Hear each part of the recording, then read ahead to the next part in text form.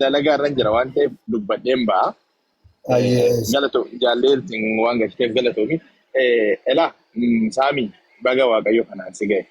Jalqaba irratti kaabiraa ati amma kana booda moodela. Akkanattuu ciiftee haasa'uu hin qabdu. Elaa uffata kee uffattee qat jettee akka moodelaatti teessee as baatee haasa'uu qabda. Arra booda akka moodelaatti. Yaa keessaan barreesseef hin ture afaan hin fudhatte. Dhiifama naan godha.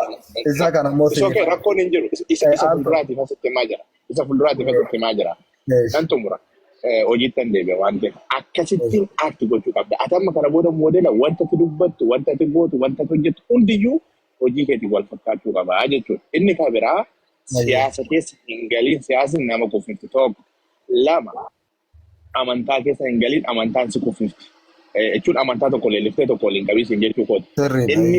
Inni kan biraa sabaaf sablammii TikTok kanarratti namni qomoo wal qoodee wal fixa waan ta'eef sana hin godhin sun si kuffifti.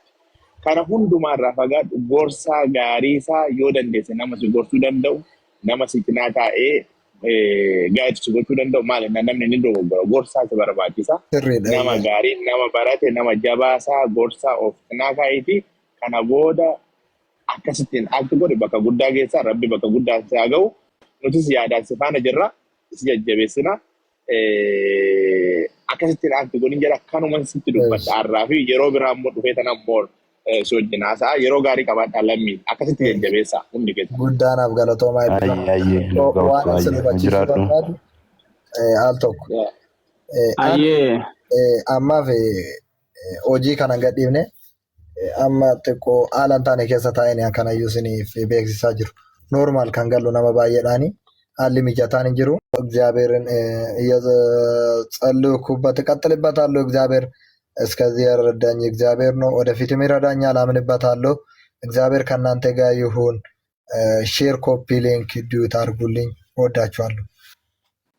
ለሚ ሳሚ ደለጋ irra jira waan ta'eef dubbadheen ba'a. Galatu jaalleetiin waan gashiteef galatoomi. Elaa saamii baga waaqayyo kanaan si ga'e. Jalqaba irratti kaabiraa ati amma kana booda moodela. Akkanattuu ciiftee haasa'uu hin qabdu. Elaa uffata kee uffattee qat jettee akka moodelaatti teessee as baatee haasa'uu qabda. Arra booda akka moodelaatti. Yaa keessaan barreesseef hin ture afaan hin fudhatte. Dhiifama naan godha. Isa kana immoo Isokee rakkoon hin jiru. Isa fuulduraatiif asitti himaa jira. Isa fuulduraatiif asitti himaa jira. Nan xumura. Hojiittan deebi'a waan ta'eef akkasittiin aakti gochuu qabda. Ati amma kana booda moodela wanta ati dubbattu, wanta ati gootu, wanta ati hojjettu hundiyyuu hojii keetiin wal fakkaachuu qaba jechuudha. Inni kan biraa siyaasa keessa hin galiin siyaasni nama kuffifti tokko. Lama amantaa keessa hin galiin amantaan si kuffifti. Jechuun amantaa tokko leelliftee tokko waliin qabiisin jechuu kooti.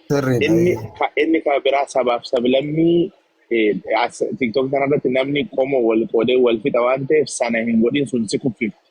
Kana hundumaarraa fagaadhu gorsaa gaarii isaa yoo dandeesse nama si gorsuu danda'u, nama si cinaa taa'ee gaa'eetu si gochuu danda'u maali namni ni dogoggora gorsaa si barbaachisa. Nama gaarii, nama barate, nama jabaasaa gorsaa of cinaa kaa'eeti kana booda akkasittiin akti godhe bakka guddaa geessaa rabbi bakka guddaa si haa ga'u. Nutis yaadaan si faana jirra, si jajjabeessina. Akkasittiin akti godhin jedha kanuman sitti dubbadha har'aa fi yeroo biraa immoo dhufee tanaan boor. Si wajjin haasa'a yeroo gaarii qabaadhaa lammii akkasitti jajjabeessaa hundi keessa. Guddaanaaf galatoomaa waan isin hubachiisuu barbaadu al tokko. Ammaaf hojii kana gadhiifne amma xiqqoo haala hin taane keessa taa'anii akkanayyuu isiniif beeksisaa jiru. Noormaal kan gallu nama baay'eedhaani haalli mijataan hin jiru. Yeroo xiqqoo keessatti akka kun rakkoon qabu. Saamii dursa baga gammadde waloo galataadha. Lammii atis nama paaster loogaawut jaadhaan kan jiru hundi keessan dursatti illee baga gammadde saamii soo waa'ee kee osoo namatti dubbadhooti kan viidiyoon kee dhufe irra seenu. So loogaawutiin waan asii kaasuu qabu tokko kaaseera. San akka sanatti qabadhu sirreeffadhu. Isa dursa immoo namoonni amma jira jirtan kun mee sunumtuu foloo godhadhaati mucaa kana jajjabeessaayi. Wanti guddaan balballi gubbaadhaa baname. Isa gubbaadhaa baname homtuu cufuu hin danda'u. Isa gubbaadhaa cufame homtuu banuu hin danda'u. Kanaan beeknaan gahaadha. Mee namoonni lammii jalas namoota baay'ee jira. Anas jalas namoota baay'ee jira. Namootuma jaalala nuuf qabdanidha.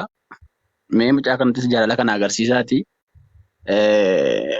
hordoftoota isaa guddifnu waan amma loogaa usin jedhe saamiin gadi guddee siirratti hojjedhu har'a booda no problem waanuma jirudha waan ta'eef akka hin qabu.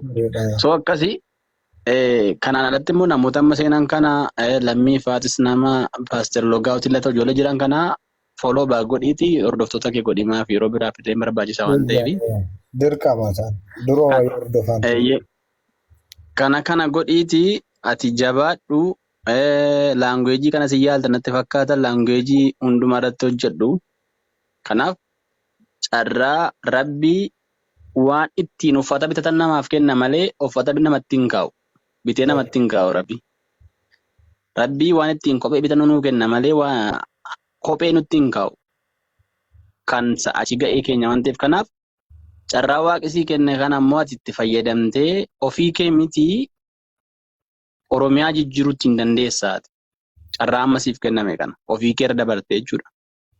Kanaaf sana godhii kanaaf irra deddeebiidhaan si barbaachisu tokkoffaa laayivii kanallee dirqama si barbaachisa yeroo yeroodhaan galgala seenuuni hanga sanatti tarii namni amma reefuudha viidiyoon kee illee kan qilleensarra baay'ee oolaa jiru sana booda namni si hordofuu danda'a kanaa jetti garuu without backgroundii kalantoota garaagaraa jiran kana kanuma keetti ta'a jechuudha. Kanaaf warra jala jirtanis lammii faasii mucaa kormeedhaas namaas akkasumas nama dandeeku. Follow deebisi galataa nan bu'a. Saameet illee deebisi hunduma keessaa. Galataa follow deebisi nan bu'a. Okay. Si deebise okay. Lammii fatillee walirraan qabnu natti fakkaata. Maal walirraan qabnan follow si godheera amma keessa mention godhee deebisiin jedheera. Jaar welcome. Gifti. Okay. As nama. Oye. Altaka.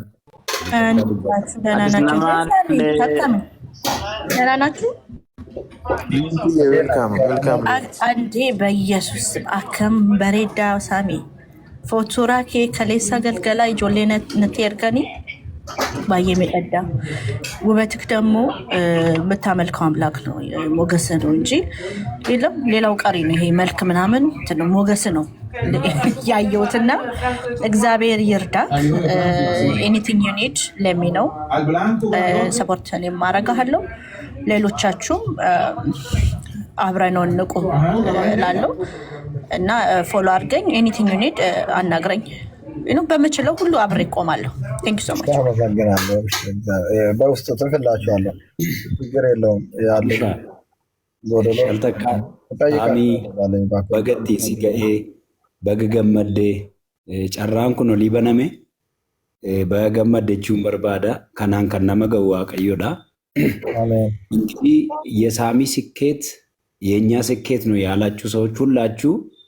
ገብታችሁ ኮንግራ ለማለት ገስት እየላካችሁ ያላችሁ ደስታው ደስታችን ነው ስኬቱ ስኬታችን ነው ያላችሁ ያላችሁ 1100 ሰው እዚህ ላይ ያላችሁ እስኪ እንኳን ደስ አለ ልትሉት ሪፖስት ፎሎ አርጉለት እስኪ ይሄንን አስተዋውቁለት ኮፒ ሊንክ አርጉለት ደስታው ደስታችሁ የሆነ ስኬቱ ስኬታችሁ የሆነ 1200 ሰው እዚህ ላይ ያላችሁ በተቻላችሁ መጠን ፎሎ አርጉት ለምን ዋርኒንግ ስር ስላለ ወንድማችን እግዚአብሔር እድል ሰጥቶታል እድል ደግሞ አንዴ ነው በዚህ እድል ይጠቀምና ስለዚህ ፎሎ ኮፒ ሊንክ ሪፖስት አርጉለት ለምን አሁን ይሄ እንደ ዓለም ነው እግዚአብሔር እንግዲህ ያሳወቀውን ሰው ማንም ሊያሳንሰው ስለማይችል ስለዚህ ከዚህ በላይ ይሄንን ወንድማችንን ሞዴሊስት ሳሚን ከታወቀው በላይ ለማሳወቅ ደግሞ የናንተ ፎሎ የናንተ ላይክ የናንተ ኮፒ ሊንክ ሼር ሪፖስት ስለሚያስፈልገው እባካችሁ እዚህ ስር ያላችሁ ድምጻችን የምትሰሙ ሰዎች ኮፒ ሊንክ ሼር አርጉ ፎሎ አርጉት ለምን ፎሎ ዋርኒንግ ስር ነው ያለው ስለዚህ ሳሚ በገዋ ቀዩ ሲገርጋሬ በገ ኦብሲቴ በገ አመዱማቲ ኦብሲቴ namni obsaan aannan goromsaa dhugaa oromoon sagalee waaqayyoo immoo namni harbuu isaa eeggatu ija isaa nyaataa namni waaqayyoo isaa eeggate immoo hin kabajamaa'edha kanaafi baga gammaddee haala hundumaa keessatti inni carraa kana si laate si gargaara yirada halgeetaa yaaggize halgeetaa ይጠብቅሃል። አሁን ከምትፈራቸው ነገሮች ይጠብቅሃል። ዋነት ሶዳቱ ኬሳ አንዳንድ ንግግር አለ አይደል? ላያስችል አይሰጥም። ዋን እንደንዴሲፍነ ሲላን ዋቀዩ ሲኩፊሱፍ ሲላን ዋቀዩ